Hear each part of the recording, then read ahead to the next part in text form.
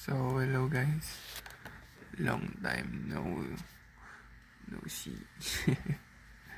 So, update ko na kayo kung anong nangyayari sa laro na to. So, yan. Nag-grind ako na sobra para sa inyo guys. Level 136 na tayo.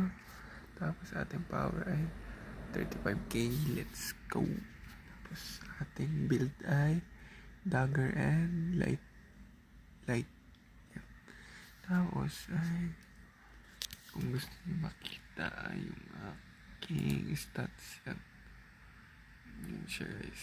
Yan, nag-ipunan ko to guys. Yan. Tapos sunod naman yung stats. Ano nga ba yung stats? Yan, 120, 55 health at 100 sa agility. Apakabilis natin guys. Tama. Diba? Bilis. Tapos sunod naman ay inventory. Legendary yan guys. Tapos yan yung ating mga gamit. At yan pa lang kasi hindi ako makakuha ng tawag nun, pants. Tapos next natin ay yung rings. Yan, I have 4 mythic rings. And yan siya guys. So yan, gusto ko sana to makuha to kasi hindi ko makuha. Napakahirap.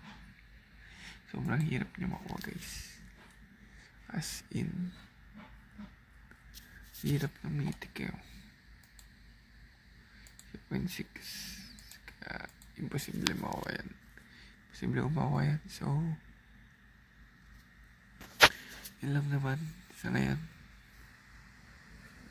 Hanggang ngayon ay update ko pa rin kayo sa aking papalakas. Tsaka sa anime fighting simulator endless.